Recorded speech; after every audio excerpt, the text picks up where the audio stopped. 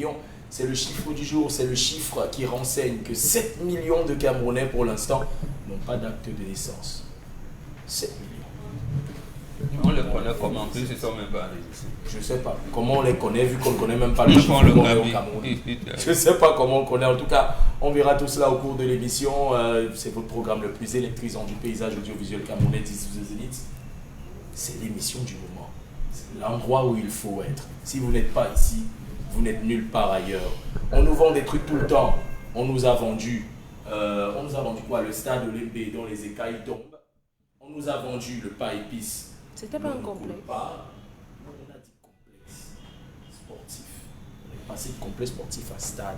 Tout comme on est passé du port en eau profonde de Kribi au port autonome de Kribi. Le PAC, l'autre PAC. Et la dernière nouvelle, la dernière trouvaille, c'est la couverture santé universelle pour laquelle on a déjà dépensé 24 milliards de francs CFA. Mais les Camerounais sont toujours aussi incapables de le soigner. Les chiffres renseignent que plus de 80% de la population des personnes nécessiteuses s'occupent encore elles-mêmes de leurs soins de santé. Alors de quelle couverture santé universelle est-ce qu'on parle? Des hommes comme le docteur Albert Zé ont lancé l'alerte au président de la République en disant « Attention le père, on est en train d'aller vers un nouveau Covid-Gate. » Est-ce qu'on entend alors? Et non, on n'entend pas. En dehors de ça, environ 7 ou 8 presses au Cameroun, presse écrite, ont lancé un véritable bashing contre l'économiste de la santé. Va savoir pourquoi, qui les paie, pour quel but et surtout pourquoi on ne nous donne pas le compte rendu de la couverture santé universelle. On nous dit qu'1 million de personnes sont déjà sous couverture. Mais je vous demande juste d'aller dans les formations hospitalières et vous verrez par vous-même si on est sous couverture santé universelle. Par contre, pour le ministre de la Santé à Berthois, on est sous couverture santé universelle. Les hypothèses s'affrontent et nous on regarde. Bonjour Charamen Bachou. Bonjour monsieur Cédric Ding et bonjour à tous les téléspectateurs. On va encore nous couper le courant. Le projet d'alimentation de Yaoundé de 300 000 mètres cubes par jour est achevé, mais certains quartiers auront soif.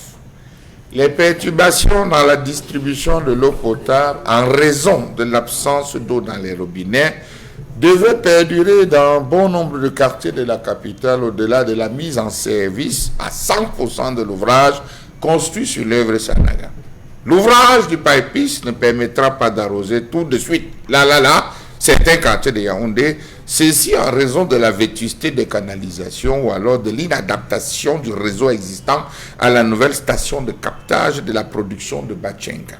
Raison pour laquelle, pour lever cet obstacle à l'approvisionnement optimum de la capitale de ses environs, qu'un appendice au Paipis, le gouvernement camerounais vient d'initier le projet de reconfiguration du réseau de distribution de l'eau potable de la ville de Yaoundé. Pour ce faire, l'État du Cameroun a sollicité un crédit de 35,16 millions de dollars, soit un peu plus de 23 milliards de francs CFA, auprès d'Exim Bank pour la reconfiguration de Exim Bank of China. Oui, c'est un nouveau projet, monsieur. Exim Bank of China. Non, Inde. On a laissé la Chine. Exim Bank, Inde.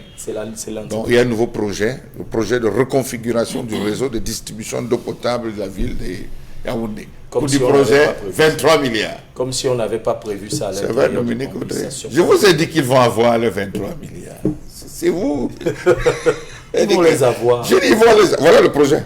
Projet de reconfiguration du réseau de distribution de l'eau potable de la ville de Yaoundé. Et toujours pas d'eau qui coule. On dit qu'il y aura des quartiers. Non, là maintenant ils ont dit qu'il y a un souci de reconfiguration. Donc ce n'est plus projet à la ce n'est plus la TN 100, 800, 200. On va encore nous sortir des trucs extraordinaires. Bonjour. Il y a un animal là, le putois. Il faut être le putois pour faire ce genre de choses. Les animaux comme les putois, ça sent pas bon cette histoire. Bonjour Pamela Fomel. Bonjour à vous Cédric Nding. Joli foulard. Vous allez chercher mon nom dans votre tête. Cédric, non c'est pas Chouna. Cédric, non c'est pas Tchakoutio. Ah oui, ce n'est pas le Cédric qu'on cherche là-bas en Côte d'Ivoire. Ah, je n'étais même pas en Côte d'Ivoire, donc vraiment il n'y a rien à dire sur ce sujet. Oui, j'étais ici. Bonjour à vous, bonjour à nos téléspectateurs internautes. Hier j'ai assisté à une scène, bon peut-être normale, mais qui m'a un peu choquée sur le marché de Kochi. Je crois qu'on a demandé aux commerçants de libérer la voie publique, mais voir nos mamans, nos grands-mères pleurer comme ça a été le cas hier et les marchandises ont été confisquées. C'était un peu fort, mais après, quand vous cherchez de comprendre, on fait savoir que il y a peut-être 2 semaines ou bien 1 mois, on a demandé à ces commerçants de libérer la voie. Ça a été le même constat. C'était le même constat à Bonabéry, marché Granga, pour ceux qui connaissent, marché des rails. Et je me demande comment nos parents doivent faire. C'est vrai, peut-être que ceux qui mènent cette action ont peut-être raison, mais à côté, ils font comment? Est-ce qu'il y a des zones de recasement? Moi, j'ai vu maman hier qui pleurait ses glaciers. Elle est allée à la fourrière, on lui a raconté un certain nombre de choses, mais au finish, elle n'a pas eu. Bon, je sais pas. Je sais pas pour la suite, mais ça m'a un peu fait mal au cœur. Pourquoi l'ordre vous fait mal? Pourquoi l'ordre vous fait mal? Ça fait mal, pas... Pourquoi c'est vous qui dites que ce n'est pas, on ne peut pas circuler, on ne peut pas faire ceci. Au-delà de l'ordre, on devrait peut-être prévoir le volet social. Ce ne sont pas des marchés. Ce sont des personnes qui vont rester sans emploi, qui vont commencer à appliquer peut-être une barbouche, et puis on va se retrouver la justice populaire et autres. C'est ça le problème. Il faudrait peut-être prévoir le volet social, parce qu'au final, ce sont les autorités qui ont laissé faire les choses. Aujourd'hui que c'est devenu une habitude, il faut casser ça, mais en prévoyant autre chose que l'on pourrait qualifier de norme. Monsieur Bengan, bonjour. On a arrêté le travail à Makapé Misoke depuis 2 jours, ils ne travaillent pas. Donc là, on a dit qu'on devait faire les routes là. Ils ont arrêté les travaux. D'accord. Bonjour, mon Bengan. Bonjour, Cédric Ding. Bonjour à vous, chers téléspectateurs. Vendredi 22 avril 1960, l'assassinat d'un ressortissant du Nord au quartier Congo. Voilà. Donc les circonstances n'ont jamais été élucidées et impliquées par les pouvoirs publics, notamment Jean Fauchivé, aux combattants de l'armée de libération nationale du Cameroun, la RNK, de l'UPC. On cherche à mettre les ethnies en confrontation, mais les populations camerounaises savent très bien que la guerre que le pouvoir prépare n'est pas ce qu'il se trouve entre eux. C'est-à-dire, un Naoussa, c'est comme ça que Fauchivé l'avait appelé, a été assassiné par un Bamileke. Ce n'est pas le cas.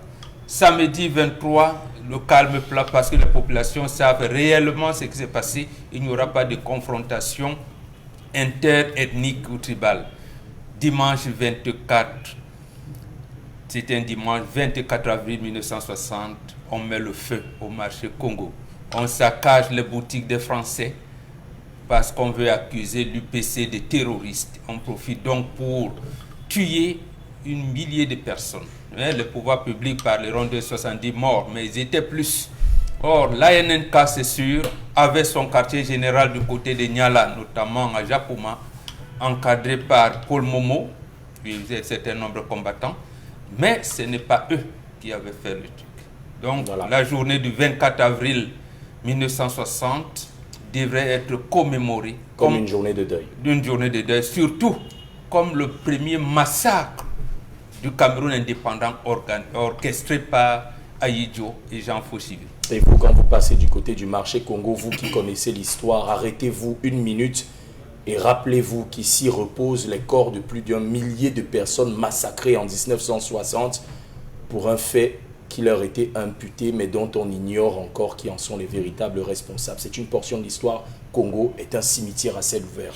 Dominique Audrey, bonjour. Bonjour Cédric Ding, bonjour aux téléspectateurs.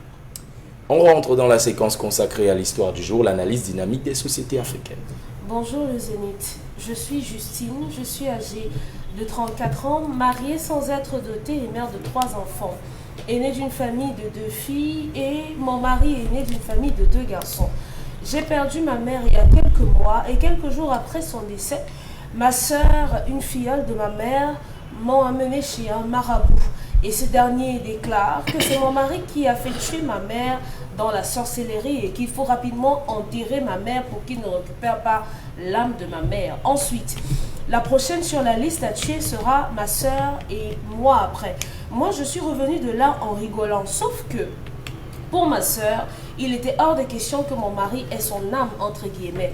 Ma sœur va alors entreprendre d'enterrer ma mère à mon insu, jusqu'à ce que je découvre à quelques heures de l'enterrement, ma sœur est allée lever le corps et c'est de justesse que j'ai dit un adieu à ma maman. Ceci étant fait, furieuse et malheureuse, je retourne chez moi Et par peur, je ne dis rien à mon mari, lui qui, je précise, devient très distant sans raison. Ma belle-mère a fait pareil, ignore tout de cette mort, ou plutôt m'évite au maximum. Envahi de remords, je décide de raconter cela à mon mari.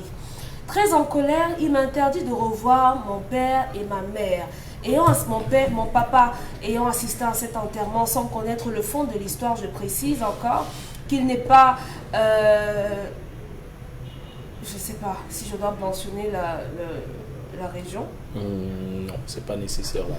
Qui n'est pas de la région de ma mère en restriction. En résumé, mon mari me demande de faire un choix entre ma famille et lui. Cette famille qui n'a jamais dormi chez lui.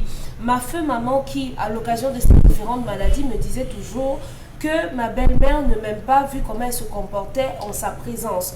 Mon mari m'a d'abord imposé de raconter cela à sa famille qui en ce moment revendique avec médisance le deuil. Seulement, j'aimerais savoir comment me comporter face à cela, face à ma belle famille, et vraiment si je dois faire un choix entre ma soeur, mon père, ma famille et mon mari. À la question de savoir si sa maman avait été dotée, la jeune dame fait savoir que non. Qui a organisé le deuil, elle fait savoir que le programme de deuil n'est pas encore établi, mais le chef de la famille maternelle prévoit de faire un deuil officiel au mois d'août, mais sa mère a déjà été enterrée. Par sa sœur. Oui, donc sa sœur a décidé qu'on enterre comme ça et on a demandé juste à la famille de se ramener, ils ont enterré. Le deuil officiel avec veillée et tout ça va se faire après. Depuis le jour où j'ai perdu ma mère, mon mari manifeste une certaine distance, il est absent. Lui qui était souvent attentif est devenu bizarre sans même savoir ce qui se passait. Une maman aînée m'a conseillé de dire à mon mari la vérité, de ne pas dire, m'a déconseillé de dire à mon mari la vérité, mais je me suis dit, mariée à l'église, à la mairie, vaut mieux toujours dire la vérité vu que c'est une promesse faite depuis 13 ans, car nous avons passé 12 ans de concubinage et on a 1 an de mariage. Je suis habituellement injuriée par sa famille, mais il ne m'a jamais défendue. Mais cette fois, je me disais qu'on aurait pu garder cette histoire secrète et trouver un moyen d'expliquer l'enterrement de ma mère sans pour ma part exposer les enfants et tout ça, mais il a dit pour sa tranquillité je dois le raconter moi-même à sa famille. Je l'ai fait, mais je suis tourmentée à l'idée de me séparer de mon papa. À ma soeur j'ai déjà pardonné en essayant de comprendre que c'était la perte de sa mère qui l'affectait autant. Mon papa n'a pas doté de ma mère, donc au moment de me doter, mon mari est allé voir ma maman qui lui a dit il vaut mieux qu'il m'aide d'abord à trouver un travail avec l'argent que je gagnerai. Nous reviendrons facilement faire la dot. C'est ce qui justifie le fait que 13 ans après, je n'ai pas été dotée, mais j'ai simplement eu un acte de mariage. Comment se comporter lorsque on vous fait savoir chez un devin, voyant, marabout, sorcier, tout ce que vous voulez, vous fait savoir qu'un membre de votre famille est responsable d'un malheur qui vous frappe, et comment rétablir la paix et l'harmonie entre ma famille et la famille de mon mari et mon mari et moi. Ah, il y a beaucoup d'équations dans cette affaire. Ouais, donc, ma mère meurt, un marabout révèle à ma soeur et à moi que c'est mon mari qui est le responsable de la mort de ma mère et qu'il faut qu'on l'enterre vite si on ne veut pas qu'il prenne son âme. Entre guillemets. Ma soeur, moi j'y ai pas cru, mais ma soeur apparemment elle a marché à fond. Je dirais même qu'elle a couru. Elles ont décidé d'organiser l'enterrement de ma mère en rapide, sans vraiment informer beaucoup de monde. Des raisons, oui. Voilà, sans vraiment informer beaucoup de monde. Maintenant, on va organiser les obsèques officielles. C'est en août. Oui, on va organiser. Voilà, on va organiser des obsèques officielles. Et sauf qu'il y a quelques petits trucs, quelques petites réticences que mon mari montre. J'ai raconté. Il n'a pas compris pourquoi on a enterré sa belle-mère sans. Ça dit qu'il n'est pas au courant qu'on le suspecte. Non, il n'était pas au courant, mais elle a fini par lui dire, à lui et à sa famille. Donc à la elle famille. a dit à lui et il lui a dit que va t'asseoir devant ma famille. À tout le monde, oui. Voilà. À raconter. Et maintenant, son mari lui dit fais un choix. Tu revois ni ta soeur ni ton père, oui. Ou alors tu m'abandonnes moi. Et ma famille. Et ma famille. Et les enfants. Et les enfants. Pourquoi ce genre... Moi, je vais poser une question qui va forcément énerver les gens. Pourquoi ce genre de truc marche tellement simplement, aussi souvent simplement avec les femmes? Quoi, la question du choix? La question des marabouts. Les marabouts? Pourquoi ça... ou bien la question des gens qui vous font croire que tout comme certaines églises et tout, ça marche tellement facilement avec les gens. Et l'église vous répond. Elles sont crédules. La femme était l'amie du serpent. En même temps, on n'a jamais demandé au serpent sa version de l'histoire. Il faudrait peut-être qu'on lui pose la question. Je vous ai répondu de manière sérieuse à votre question. La femme marche avec le tel ami du serpent. Ah, Charles Amel, imaginons que ce soit vous qui vous retrouviez dans cette situation. Votre femme vient, elle vous dit, bé, tu n'as pas assisté au deuil de ma mère parce que vraiment on a dit que c'était toi l'assassin dans la sorcellerie. Du coup, je t'ai caché tout ça, mais maintenant, tout, je me sens mal à l'aise. Vous réagissez comment? Premièrement, il faut répondre à ces personnes qui jouissent d'une bêtise à nul autre pareil. Le corps, c'est 3 entités. L'homme, en fait, c'est 3 entités. C'est le corps, l'esprit et l'âme. L'âme est immortelle, comme on a l'habitude de vous le dire. L'âme n'a pas, aucun être ne peut contrôler l'âme. On peut détourner l'esprit. On peut utiliser l'esprit à faire des hologrammes, utiliser l'esprit pour fabriquer, faire ce que vous appelez des fantômes, tout ce que vous voulez. On peut manipuler l'esprit, mais pas l'âme. L'âme est tout ce qu'il y a de plus pur et qui est l'émanation de Dieu. D'ailleurs, bon, pour le dire. Donc, ceux qui vont souvent déjà vous dire ça, c'est déjà faux. À la base, c'est déjà faux. Il va utiliser son âme pour en faire quoi? Pour en faire quoi? Question. On vous a dit que dans la sorcellerie, lorsqu'on tue quelqu'un, on retourne le cœur. On retourne le cœur. Il y a un certain temps, lorsqu'on a retourné le cœur, que la personne peut supporter en dessous de la terre. On vient creuser, on récupère la personne, on remet le cœur en place. La personne se retrouve à aller vivre, à faire des travaux, mais il n'est plus normal. On vous l'a déjà expliqué. Et on a pris le cas de ces vendeurs de tissus pain. Donc, monsieur Nding, de ce côté, c'est une bêtise, une hérésie qu'il faut résoudre très rapidement. La femme multiplie les erreurs. On accuse son mari d'avoir tué. Ce n'est pas des erreurs, ça, mais c'est des fautes. Non, ça, je dis quand je dis... Vous voulez être... Oui. C'est-à-dire, on accuse son mari. C'est elle qui court encore, qui vient nous dire qu'elle a fait 24 ans, 24 mois de ceci et qu'on sort avant de venir se marier. 12 ans. C'est ça que je dis. Ça veut dire qu'entre ces 12 années de concubinage et 1 an de mariage, elle n'a jamais eu une quelconque preuve, une quelconque accusation.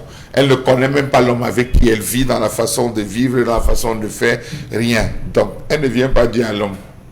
Elle garde dans son cœur. Mais elle parvient à avoir le sommeil à côté de l'homme. D'où je rejoins mon bon, la femme peut tuer. Elle dort, elle garde, elle ne dit rien. Tous les jours, elle le regarde. Je l'empoisonne ou je ne l'empoisonne pas. Je le laisse ou je me venge ou je ne me venge pas. Jusqu'à ce qu'elle surprenne sa soeur, la soeur de sa mère, une soeur comme ça. Une fille adoptive, c'est ça, non? À sa maman. La maman décède. Non, j'ai dit une fille adoptive à la maman. Je reste dans le sujet. Une filleule de la maman qui est partie lever le corps de la mère qui voulait aller enterrer la maman de manière... C'est sa soeur même. C'est sa soeur qui a décidé d'enterrer sa Oui, sa soeur, c'est là qu'elle décide d'aller enterrer leur mère. Sans informer personne dans la famille. Sans informer tous les tchangos. Sans informer... Elle décide de partir. Dans la règle traditionnelle, on ne peut pas enterrer, fût-elle reine, princesse, je ne sais pas moi quoi, on ne peut pas l'enterrer sans qu'il y ait un ensemble de choses, de prérequis, c'est-à-dire couverture, cercueil. Il y a des choses sur lesquelles on ne joue pas. Comment est-ce qu'elle a fait pour le faire? La femme encore cache à son mari. La grosse bêtise, c'est qu'après qu'on a enterré, elle dit que, oh, on m'a déconseillé de dire à mon mari, oh, on a fait, je suis quand même parti dire à mon mari. Regardez à quel niveau elle se retrouve à avoir la lucidité, une lucidité idiote. Elle va dire à son mari. Son mari lui dit, va dire ça à ma famille. Tu restes à ma famille, tu tiens informé. Elle parle, le cas dit non, mon mari m'a envoyé venir vous dire que voici ce qu'on pense dans notre famille, voici de vous ce qu'on pense et tout. Dans une famille, lorsque ton mari t'envoie le dire, c'est humilié. C'est humilié. Il dit, tu as gardé, va toi-même l'annoncer. La famille, connaissant son ventre, parce que c'est une question de ventre, la sorcellerie, connaissant son ventre, dit, mais ça c'est quelle histoire ça? On se met à railler la femme. Tu es venu accuser dans notre fils, tu as porté pour venir dire qu'il est sorcier. Ok, nous on va considérer dans notre fils que la sorcellerie doit rester chez lui. D'où l'homme prend la décision que, bon, à partir d'aujourd'hui, tu as le choix. Ou tu restes avec le sorcier que je suis, ou tu prends ta route définitivement, tu pars te débrouiller. Elle nous pose maintenant en disant que les trucs officiels s'est monté. Franchement, qu'elle ne nous dérange pas. Cette femme n'a jamais été mariée. Cette femme ne sait même pas ce que c'est que le mariage. Cette femme ne connaît même pas ce que c'est que le sens de la famille. Le sens de la famille. Elle est en train de Aujourd'hui, créer... elle se sent mal à l'aise. Non, mais mal à l'aise comment? Dilemme, choisir entre sa famille. Enfin, Mais elle est prête à dormir avec le serpent. Quelqu'un tue ta mère et te dit, bon, vas-y, tu dis que non, je ne peux pas me séparer de celui qui a tué ma mère. Elle ne risque pas sa mort à elle. Donc vous trouvez qu'elle a été trop influençable? Je ne sais pas s'il a tout le cerveau complet. Mais bon. Ok. Non, elle a toutes les 9 aires cérébrales. Elle a toutes les 9 aires cérébrales, sinon elle ne serait pas en train de se poser toutes ces questions. Non, il ne pense pas. Vous ne pensez pas? Ma fille Dominique Audrey a l'habitude de dire qu'une personne normalement constituée Ouais. ne peut pas avoir une telle réaction. Cette femme est malade. Ma fille, tu es malade. Malade. Tu es malade. Non, mais comment vous pouvez dire qu'elle est malade? Elle est allée chez un marabout. Elle n'a pas pris ça au sérieux, a priori. Le problème démarre lorsque sa sœur décide d'aller unilatéralement enterrer Mais la elle mère. devait laisser sa sœur partir. D'abord, même dans les pratiques de Ngambi, ce marabout, il n'en est pas un. On ne fait pas le Ngambi auprès des femmes. On ne dit rien à une femme. La femme n'est jamais chef de concession. J'ai dit, on ne dit pas. Même les magnes. Elle peut te dire sur ton ventre peut accoucher. Bon, elle peut te dire les choses sommairement. Mais bon, marabout ne parle pas aux femmes. Donc, peut-être que c'est une femme qu'elles ont rencontrée qui a dit cela. Et autre chose, justement, même quand on a mangé quelqu'un dans la sorcellerie, il faut vite l'enterrer. Donc, en fait, si la maman a bien été mangée dans la sorcellerie, comme on dit, vite l'enterrer veut dire qu'on demande à ceux qui l'ont tué de vite le posséder. Posséder son esprit et pas son âme. Parce que les gens parlent de choses qu'ils ne connaissent pas. C'est pour ça que dans le femme-là, le Kong et tout, généralement c'est des morts tragiques, on t'enterre vite. Pour que ton esprit, il commence à le manipuler très tôt. Donc, quelqu'un qui vous conseille d'enterrer vite la personne mangée dans la sorcellerie, ça veut dire qu'il livre la personne. Voilà. Il a un projet, il est complice. Ça veut dire qu'il est complice. Sa soeur est complice. Ça veut dire que c'est sa sœur qui a tué sa maman. Oui. C'est ce que ça veut dire. Non. Oui. C'est fort. Mais attendez, vous voulez là apporter des... Ça veut dire que c'est sa sœur qui s'est empressée en écartant même son père, bien que son père n'ait pas doté. Mais c'est quand même avec leur papa qu'il a eu des enfants. Que papa, comme tu vois, voilà, ça veut dire que c'est sa sœur qui a tué. Si on reste dans les pratiques de sorcellerie, elle veut bien comprendre, non? C'est pour ça qu'elle a voulu t'enterrer. C'est pour ça qu'elle a voulu vite enterrer pour manipuler l'esprit de sa maman. Pourquoi ne pas envisager le fait que la maman... Non, on vous explique le problème. Bon, pourquoi on ne peut pas envisager simplement que cette femme soit morte qu'elle soit morte de maladie. Bon, de mort naturelle, c'est mourir de vieillesse. Nous analysons leur Ngambi. C'est eux qui viennent avec le diagnostic de leur Ngambi. Et nous analysons donc ce diagnostic en disant que c'est un faux Ngambi. Si on reste donc dans l'ordonnancement normal de vision de Ngambi, c'est la sœur qui a tué puisqu'elle s'est précipitée à enterrer sa maman. Maintenant, oui, ma fille, en conclusion, quant au choix à faire, ne reste plus à ce mariage. Et retourne. Ou alors, mais elle retourne chez ses parents. Tu vas te coucher comment? Après, avec l'homme qui aurait assassiné ta mère. Et la famille, ta belle famille te verra comment? Et les enfants, voilà, c'est pour ça qu'on vous dit que peut-être même Dieu ne connaît plus ce que la femme a dans sa tête. C'est ce qu'elle vient de décliner là comme histoire. C'est très grave. C'est très grave. Ça veut dire qu'elle-même elle est froide.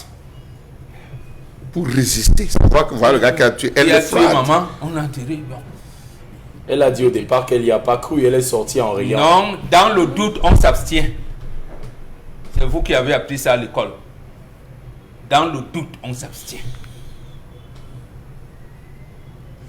D'accord. Pamela Fomen, moi, dans toute l'histoire, je vois pas... J'ai beau chercher, je vois pas un acte, entre guillemets. Bon, à part le fait qu'elle ait pris part à l'enterrement, il était là, non? Son père était là. Certains membres importants de la certains famille membres de étaient la là, famille mais importants on n'a pas étaient là. appris, À part cet acte-là, où elle y est allée, sans toutefois dire à son mari, personnellement, je ne vois pas ce qu'elle a fait d'autre. Parce que Elle est allée le Ça veut dire qu'elle a Ngambi, elle a enterré la sa mère conclusion de Ngambi sans dire à son mari. Son mari était absent à l'enterrement de sa belle-mère. Voilà, on lui a dit, en fait, sa Elle a soeur lui a fait dit, j'enterre notre autre mère, chose. viens seulement. Viens seulement. Et elle est partie. En dehors de cela, le fait qu'elle n'ait pas dit à son mari, je dis bien dans l'histoire, c'est sa soeur qui va chez le marabout. Oui, oui, ça, C'est on sa a sœur déjà qui, compris. c'est Oui. sa sœur qui croit l'histoire du marabout. C'est sa sœur qui précipite l'enterrement. Et est-ce qu'on ne pense pas que l'erreur à ce moment-là, quand son mari a dit à cette femme, va dire ça à ma famille, l'erreur de cette femme n'a pas été d'y aller seule. Est-ce qu'elle n'aurait pas dû dire à sa famille, à elle, que voilà, maintenant mon mari dit que ce n'est pas lui, vous l'avez accusé injustement. Non, l'homme ne s'est pas Accompagnez-moi à défendu. raconter. L'homme ne s'est pas défendu. Il a dit à la femme, va dire à ma famille. Je dis pourquoi, est-ce que l'erreur, la bonne méthode n'aurait pas été de dire à sa famille, la femme, que Pour que vraiment, sa ce qu'on a famille dit là, parte on part, rencontrer nous tous on dit d'autres là-bas. familles. C'est sa belle Vous famille. pensez que ceux qui ont assisté à cet enterrement savent les raisons pour lesquelles on a enterré cette mère directement? Je ne pense pas. Peut-être l'histoire est restée entre sa soeur et elle. Est-ce qu'ils savent? Et Son, le son père. papa ne savait même Son pas père ne que sait parce pas. qu'il y a une histoire de sorcellerie. Il sait juste que les enfants décident voilà. d'enterrer comme ça. Peut-être faute de Et moyens. c'est pour ça que le chef de famille dit que le vrai deuil officiel avec les amis, les réunions, les collègues, les machins et les trucs là, ça va se faire au mois d'août à venir. C'est la famille, Dans laquelle certaines famille familles, de sorcières. à ce que je cherche, dans certaines familles, quand quelqu'un décède, pour ceux qui choisissent d'aller faire le Ngambi, on ne va pas seulement sur une personne. On répartit la famille. Toi, tu vas regarder de ton côté. Moi, je vais regarder de mon côté. Ce n'est pas quand une personne se lève et qu'est-ce que le marabout a dit. Et c'est ça qu'on maintient que non. Le marabout peut se tromper. Le marabout peut ne même pas dire la vérité. Dans d'autres tribus, je prends le cas dans la Ménoire, quand tu perds ta belle-mère ou bien ton beau-père, il y a toute une cérémonie à faire. C'est-à-dire que la belle famille doit venir avec, je crois que tu as la Les même descentes dans les concessions. avec le blangui, Oui, les avec descentes dans les concessions, les casier, plaies le et tout, bien. l'ouverture C'est du la belle deuil. famille qui vient Même avec. sans doute. Non, quand elle est Même si dotée, vous avez dit qu'elle est elle dotée. n'est pas dotée. Vous avez dit mairie. Mairie et Dans la main noire, quand tu vis déjà avec un homme, que tu sois marié ou pas, quand tu vis avec un homme, tu perds, ta femme perd sa mère ou son père, même sa grand-mère. Eux, ils vont jusqu'à au niveau de la belle, de la grand-mère. Ton mari et sa famille, c'est le blangui, c'est le casier des Blangui, biens. c'est quoi? La La couverture. couverture. Bon, moi, je parle en patois. On accompagne, et je crois que c'est la mère du souvent sur le plateau, on ne saute pas le deuil. Si tu ne fais pas ça pour ta belle-mère, ton beau-père meurt, tu ne le feras pas. La grand-mère de ta femme meurt, tu ne le feras pas. Tu retournes Donc, d'abord faire pour tout tu le vas monde. retourner, tu retournes. Donc tu vas commencer par ta belle-mère qui était décédée. Maintenant, après, il y aura des répercussions peut-être sur les enfants qui n'enfantent pas, les enfants qui naissent autrement. Vraiment, je prie que ce ne soit pas, qu'elles ne viennent pas de cette tribu, sinon ça va véritablement Ce n'est compliquer. pas Parce que- contradictoire. c'est Parce comme que ça. vous avez dit ici qu'un homme ne peut pas se présenter dans une famille où il n'a pas versé de dot pour. Il devrait être à la bâche des invités. Donc, si- J'ai Ça dit, dépend non, des vous n'avez situations. pas, on a dit C'est que pas- il y non, a mais des non, mesures c'est pas comme ça. exceptionnelles où la famille peut. accepter. Oui, on a dit, je l'ai dit dans Je peux vous dire, allez, Oui.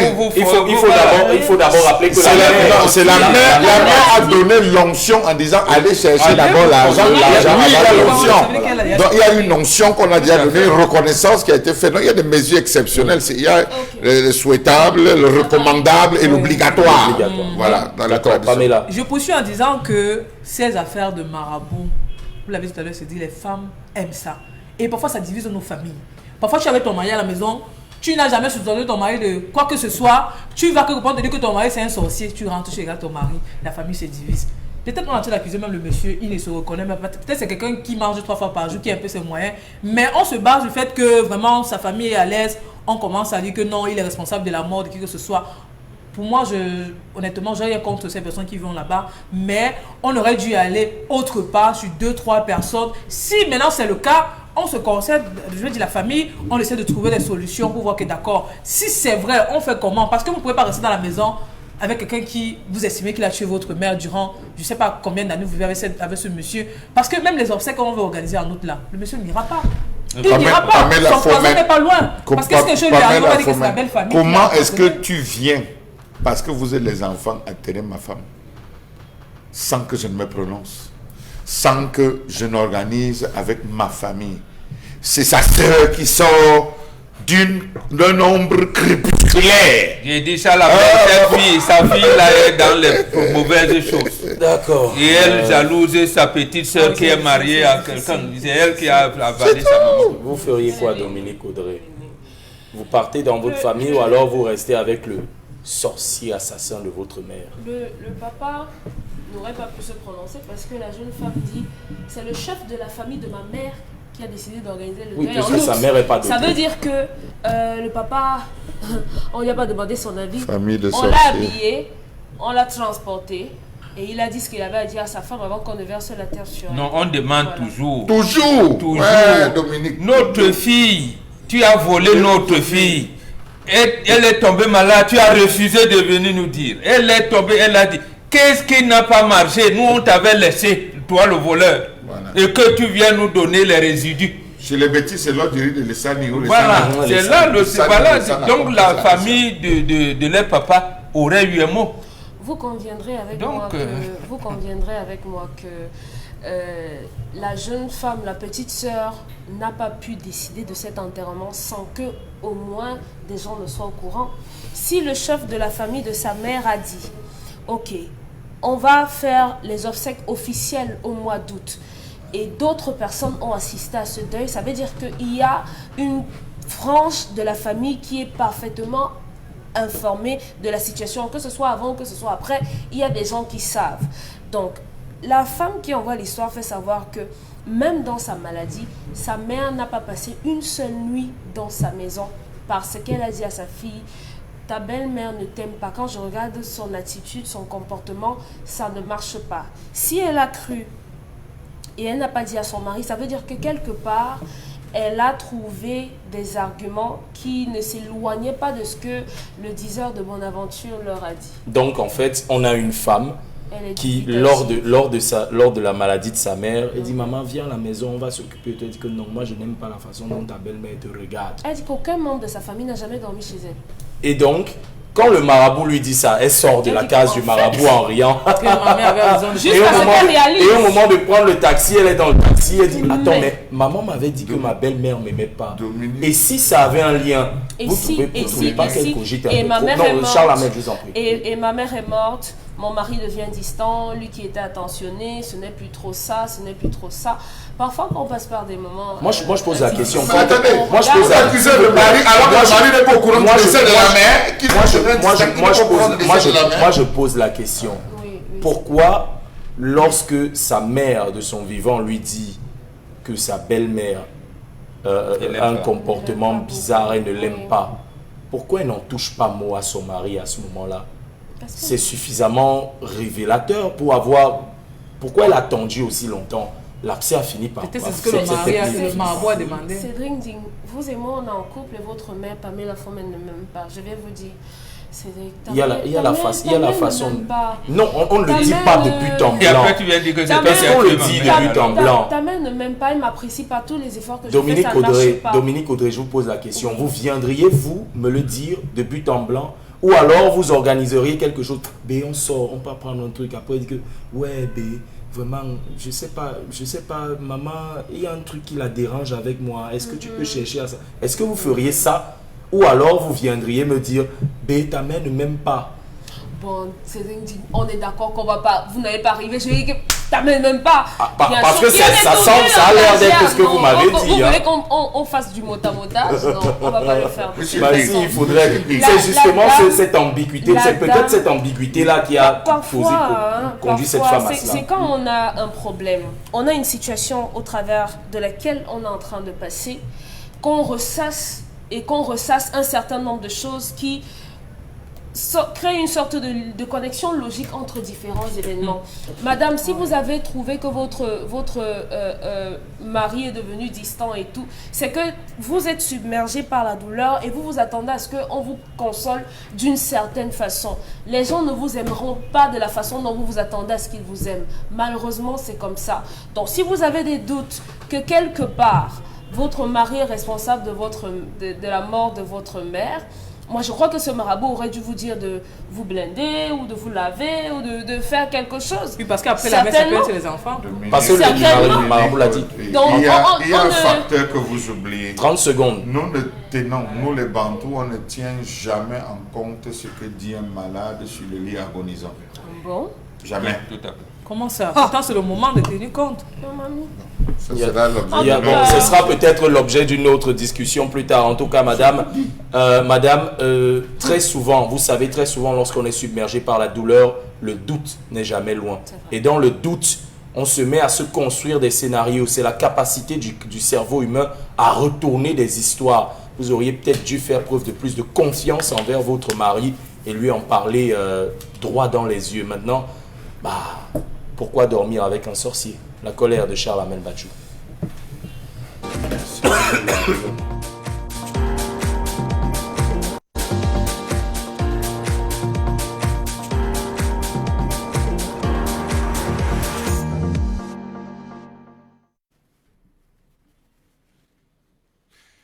Je m'interroge ce jour sur la question des lenteurs observées dans la numérisation des faits d'état civil dans ce pays. Peut-on parler avec assurance de la tenue, numérisation et archivage des actes de l'état civil, naissance, mariage et décès? Point d'interrogation. Lorsque le projet de numérisation et de digitalisation des faits d'état civil avait commencé à apparaître dans certains discours, les experts sur la question avaient demandé instamment qu'il y ait un processus de digitalisation dans toutes les maternités, que cela soit inscrit dans toutes les maternités, depuis la déclaration de naissance jusqu'à l'établissement, entre guillemets, des actes de naissance, ensemble de faits qui seront ramenés et rassemblés à la région et la région portera au niveau national. On a fait comprendre que le BUNEC, Bureau national des états civils, maîtrisait la question. Il fallait laisser le jeune directeur qu'on venait de nommer, le tout premier, travailler sur la question. Le 10 mars 2022, à l'hôtel de ville de Yaoundé, le ministre de la décentralisation et du développement local a présidé la cérémonie officielle de lancement de l'opération de comptabilisation des actes d'état civil existants depuis 1960 à 2020. La dite opération ambitionnait de participer à la réforme et à la modernisation du système national de l'état civil à travers la collecte, l'indexation et la numérisation de ces documents dans ce pays. 1920. Les experts estimaient que aller retrouver les actes de naissance de 1920 à aujourd'hui ressemblait à fouiller les pouces sur la tête d'un chauve. On a fait comprendre à ces experts de la question des faits d'état civil, vous en savez quoi? Le Cameroun, à travers le Bureau national de l'état civil, avait projeté, courant 2020-2021, de numériser 120 000 souches d'actes d'état civil dans les municipalités de Yaoundé. En août 2020 et en août 2021, une mission conduite par le directeur général du BUNEC était dans certaines mairies de la ville de Yaoundé à l'effet de sensibiliser les magistrats nouvellement élus sur le bien fondé de ce projet et le rôle qu'il incombait dans ce processus de modernisation du fichier d'état civil au Cameroun. Le directeur général avait déclaré, je cite, « Des contrats seront à cet effet signés avec les municipalités pour apporter l'appui financier et l'assistance technique. Projet financé par l'Union européenne, les mairies sont chargées de trouver chacune un local ou d'aménager un local, du personnel de qualité, doté des capacités de rapidité et d'endurance au travail et un groupe électrogène. » Voilà ce que devaient faire les mairies, avec les fonds, d'une part financés par l'Union européenne et l'autre par l'État du Cameroun. C'est toujours les Blancs qui viennent nous apprendre nos choses jusqu'à aujourd'hui. Quand ce n'est pas les fonds C2D, c'est l'Union européenne. Quand ce n'est pas l'Union européenne, c'est la Banque africaine. On a toujours des gens qui vont venir nous enseigner sur comment gérer. Alors, j'oubliais, nous sommes une jeune nation. Donc, les mairies devait être chargé de trouver chacune un local, du personnel de qualité, doté de capacités de rapidité et d'endurance au travail et un groupe électrogène pour aménager et procéder à la digitalisation. De manière pratique, au cours des 6 prochains mois, avait-il dit, 8 équipes seront déployées à travers tous les départements du Fondi pour numériser au moins 1 million sur les 2,5 millions d'anciens et nouveaux actes de naissance délivrés depuis 1920 à ce jour. Question.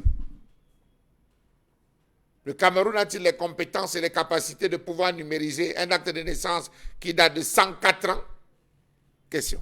C'est vrai qu'on célèbre ceux qui décèdent à plus de 100 ans dans les différentes mairies, mais les affaires d'actes de naissance, il faut se poser les bonnes questions. À ce jour, où en sommes-nous avec les 120 000 souches? Questions et avis des experts, eh bien, on a commencé, mais à mi-parcours, on a eu des blocages dans l'indexation, la numérisation, l'enregistrement et l'archivage. Les registres de l'état civil sont toujours tenus manuellement. Dans nos mairies, manuellement. Secrétaire d'état civil, manuellement. Officier d'état civil, manuellement. Les documents établis dénotent d'importantes lacunes en termes de qualité. Ils sont souvent mal entretenus ou ne peuvent être localisés. Plein d'enfants s'étant rendus à l'Europe, cherchant à revenir pour faire les duplicata, cherchant à obtenir, se sont rendus compte que beaucoup de mairies ont pris feu. Et dans les mairies où on a eu feu, perdu. Comment va s'établir la numérisation? Question. Peu de personnes et d'événements importants de la vie sont documentés. Les normes recommandées par l'Organisation des Nations Unies pour les systèmes d'état civil, c'est-à-dire l'enregistrement continu, obligatoire, permanent et universel des données d'état civil, ne sont pas systématiquement remplies. L'absence de numérisation entrave le fonctionnement statistique de l'état civil. Les communes restent confrontées à des défis majeurs dans la mise en œuvre du système inclusif et fiable d'état civil et des statistiques démographiques. Oui. À partir du comptage, l'indexation depuis les maternités, on est capable sur 10 ans de connaître combien de femmes ont accouché. À partir des déclarations de décès, on peut savoir à quel niveau se situe le taux de mortalité. On n'aura plus besoin de venir nous faire le comptage physique des êtres vivants au Cameroun qu'on a appelé recensement général de la population. Ça ne nous servirait plus à rien. Puisqu'à travers ce principe, on devait être capable de savoir sur 20 ans, on aurait une population de combien. Sur 10 ans, on serait estimé à combien.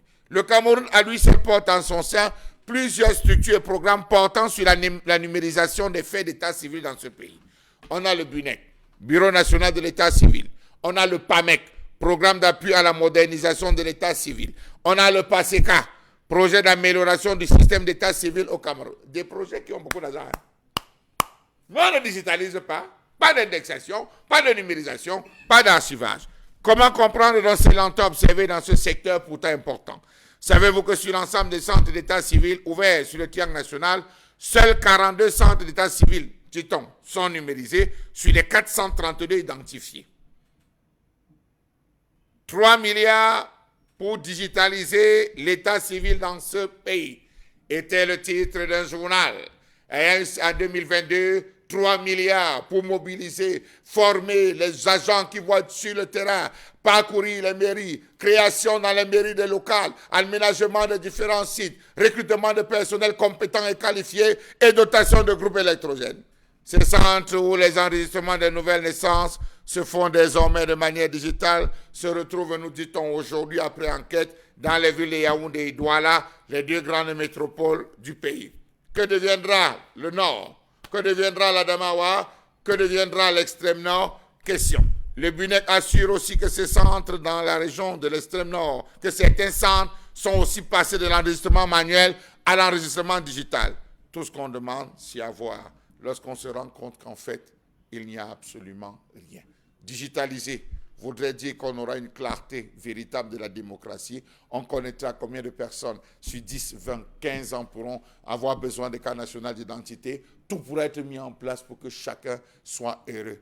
En termes sur le plan électoral, on aura le nombre de potentiels électeurs, on aura le nombre, on saura qui est-ce qu'on soigne, qui est-ce qu'on éduque, qui est-ce qu'on nourrit. Et finalement, on saura quelle société on cherche à projeter. On m'avait piqué ma réplique. Vous m'avez vraiment piqué ma réplique. Ah bon. Oh, piqué ma réplique. Vous n'avez pas suivi depuis ces jours que 700 enfants n'ont pas d'acte de naissance? 7 millions. Ah oui, 7 millions d'enfants n'ont 7 pas. millions. Depuis qu'ils chantent ça à la radio, 7 millions d'enfants n'ont pas d'acte de naissance. 7 millions n'ont pas. On est dans la On chante ça sur la chaîne nationale. Vraiment, réfléchissons. On chante ça sur la chaîne nationale. 7 millions de personnes en 2024. Nous, on est dans la digitalisation. Dans la République du Cameroun, en 2024, 7 millions d'enfants n'ont pas d'acte de naissance. Et vous aussi, vous répétez ça. Je suis dépassé. Mais dépassé en quoi? Moi, je suis dépassé parce qu'il n'y a pas de digitalisation et ils connaissent ça comment? C'est ça, ils connaissent ça comment? Donc, moi, c'est donc. Ils connaissent ça comment? On a dit le contact physique, non? Ah bon? S'ils peuvent compter 7 millions d'enfants qui n'ont pas d'acte de naissance, comment on n'arrive pas à compter la population depuis plus de 10 ans Donc, aujourd'hui? ils ont inventé. Mais qui ont dit alors tous les 7 millions qui sortent? Arrêtez ça. Vous-même, vous ne croyez pas que c'est un mensonge? C'est une invention. Vous êtes sérieux là? On connaît qu'il y a 7 millions d'enfants qui n'ont pas d'acte de naissance. Mais depuis 10 ans, on n'arrive pas à connaître le nombre qu'on est. Combien d'enfants sont nés assis pendant à Lohira? Ils savent ce qu'on est. Combien d'enfants sont nés à Niem, dans le Mbali? Il nous a été présenté dans le cadre des enquêtes dans une mairie de la ville, un registre de 1971. Le tout premier, 1971. Le feuillet qui démarrait commençait à la page 46 avec l'extrait numéro 3224 qui en constituait la première page. Ce qui veut dire que les feuillets de 1 à 45 ont disparu. Alors, s'il y a le détenteur ou le demandeur de l'extrait des casiers judiciaires, n'importe quoi, de l'extrait numéro 3223, vous cherchez à obtenir son acte. Il est toujours là, lui. Hein? Il est toujours là. On a découvert, c'est la 46e page. Je suis seulement rentré au 46, c'est-à-dire le 45e, on n'a pas vu, pas trouvé. Plein de mairies ont pris feu, on n'a pas pu reconstituer. Ça se passe comment? En termes d'actes de mariage, en termes d'actes de décès, en termes d'actes. Mais vous arrivez dans les mairies, c'est posé là, vous voyez, c'était dans le sol, tout ça, c'était au sol. C'est aujourd'hui, on a certains qu'on retrouve en train d'emballer les beignets avec. Je me rappelle que Pamela Fomen a eu l'incendie à la mairie de Yaoundé 6 il y a quelque temps. On a eu un gigantesque incendie là-bas. J'imagine qu'une bonne partie des dossiers, des actes de mariage, de décès, de naissance, sont partis. C'est à ça qu'on pense directement lorsqu'il y a un Souhaitons que ce soit le service comptabilité qui est pris. Donc que l'argent part. Que les enfants et les actes, non? Non, l'argent. Lorsque viendra le contrôle supérieur de l'État, on va souhaiter que ce soit le service État civil. Et maintenant, on nous dit qu'il y a 7 millions d'enfants qui n'ont pas d'acte de naissance. Je rappelle que c'est un cheminement. Si on numérise les actes de naissance, donc l'état civil, on sait à peu près dans 18 ans qui sera autorisé à avoir une carte nationale d'identité. Dans 4 ans, dans 3 ans, qui sera autorisé à s'inscrire sur les listes électorales, donc autorisé à voter. Et donc, l'ECAM ne sera plus obligé de nous prendre 4 milliards chaque année pour nous donner des chiffres. Est-ce que bloquer l'acte de naissance, c'était pas un dessein? Est-ce que la numérisation est prête à arriver quand on a ce cheminement? Pas pour maintenant. Pas pour maintenant. C'est-à-dire, si tu n'as pas la carte, l'acte de naissance, tu n'existes pas. Oui, techniquement. Pour parler simple, qu'on se comprend le quartier, si tu n'as pas l'acte de naissance, tu n'existes pas. Ils vont parler de numérisation. Oui, peut-être encore Douala Yaoundé, Amindou, à l'Est. Vous pensez que ça va arriver? Plus d'une fois, je dis sous le contrôle peut-être du directeur des programmes, on a eu à faire des reportages. Moi, je parle de l'extrême nord. On a vu les enfants de 10 ans. Je dis 10 ans. 10 ans, c'est en moyenne coup aimanté 2. Coup aimanté 2. Voilà. Ailleurs, c'est peut-être 6e. Il y en a qui devaient même composer le CEP. Par exemple. Qui n'ont pas d'acte de naissance. C'est-à-dire que c'est quand l'enfant se retrouve à vouloir faire le CEP, on dit que, hey, pour envoyer les dossiers, il faut l'acte de naissance, il faut les frais, il faut ceci. C'est là où on se rappelle que l'enfant n'a jamais eu l'acte de naissance. Mais vous dites qu'on veut faire la numérisation et autres. Moi, tout le temps que je suis sur la toile... Indexation, numérisation, digitalisation, archivage. Toutes les fois que je suis sur les réseaux sociaux, quand j'apprends qu'une mairie a pris feu... Moi, je pense directement à ça. C'est-à-dire que tu peux être même coincé quelque part dans une partie du monde, tu as besoin même peut-être de la souche. Admettons que même l'acte tu as perdu. Tu ne peux pas revenir dans ta mairie et dire que s'il vous plaît, bien, poursuivre la procédure qu'il faut et quand on remet cela, c'est un problème. Qu'est-ce qu'il faut? Moi, je pense qu'ici, là même, on doit même peut-être interpeller ou bien alors indexer le ministre de la formation professionnelle, pourquoi pas? Parce que même si c'est un logiciel, ça demande quoi? Même si c'est un logiciel qu'il faut mettre sur pied. Ça demande est-ce que les moyens. Vous pensez qu'il n'y a pas de logiciel? C'est la Vous gens pensez qui qu'il n'y a pas de logiciel? Tous les organismes que Charles Hamel a créés, il a été censé faire ça. Le problème donc c'est quoi? Parce qu'il y a les fonds. On a même dans le fichier solde de l'État, on a combien de logiciels? Si j'y pèse 1, 2, Antilope 1, 2, bientôt on va même créer Cabri 3 et 4. On va mettre sur ça. Conclusion, c'est un manque de volonté. Incroyable. Parce que s'il y a les moyens, il y a tout ce qu'il faut et qu'on ne peut pas avoir un acte de naissance, ça dit que vraiment on s'en fout carrément des Camerounais. Et j'ai peur que l'année qui arrive, c'est où on remet ce sujet sur la table en disant que d'accord, désormais un Camerounais a un acte de naissance. Promesse de campagne à venir. Cool. Vous voyez, c'est très subtil. Hein, parce que depuis quelques jours, on nous remet ça. On nous remet ça sur la table. Par rapport au tel nombre de personnes n'ayant pas de carte d'acte de naissance, on a tel nombre de personnes qu'on a enregistrées. Par conséquent, il y a tel nombre d'inscrits. Bon, mon Mengane, un de mes voisins qui a aujourd'hui, bon, il avoisine 80 ans sensiblement. Il me fait venir, il me dit, mon fils, ouais, comme tu es journaliste là, vraiment, je peux faire comment pour avoir, parce que je veux faire mon passeport, on veut me faire une évacuation sanitaire. Je lui dis, bon, d'accord, tu as ton acte de naissance, carte nationale d'identité, tu vas sur le site, tu fais le pré-enrôlement et tout et tout. Il me dit, oh, je t'arrête tout de suite. J'ai pas d'acte. Mon acte est resté en Ngogli-Touba. J'ai perdu mon acte dans un incendie. Je dois aller faire la souche en Ngogli-Touba. Mais j'ai appelé là-bas. On me dit que non, on ne retrouve plus la souche. Ah, non, oui. C'est quand même fou ça. Ici à Douala 2, il n'y en a pas. Il y en a. Ah bon? On est à Douala. Douala 2. Voilà, laissons le Nyanon. Douala 2, nous avons plein de nos compatriotes. L'un des plus vieux quartiers de la ville de Douala. Ils sont à l'étranger aujourd'hui. Ils ont voulu faire un certain nombre de choses. On leur dit de venir renouveler quoi leur identité. Si on est à Neubel, il n'y en a pas. Ça n'existe pas. C'est quand même incroyable en 2024. Voilà. Avant d'arriver aux problèmes techniques, Pamela a parlé de problèmes de volonté.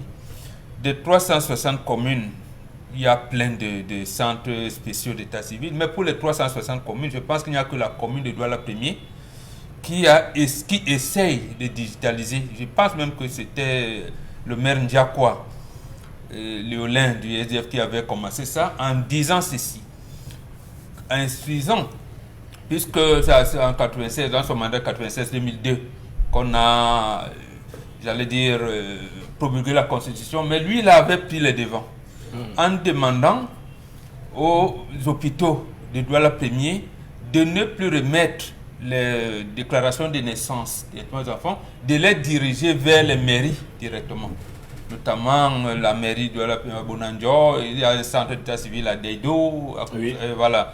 Ça de fait d'Aqua et tout, les orienter directement au point où, lorsqu'un enfant naît à la Quintini, il me dit ça, je ne sais pas où, on vous dit, allez là-bas. Donc vous allez directement au centre civil qui est directement référé, attaché à ce centre-là. Et vous sortez votre date. Et même, vous savez, beaucoup de nos jeunes fuient la grossesse et tout ça. Donc, il se trouvait, aujourd'hui, il n'y a plus de père non déterminé. On fait comment? C'est là-bas où ça se gérait.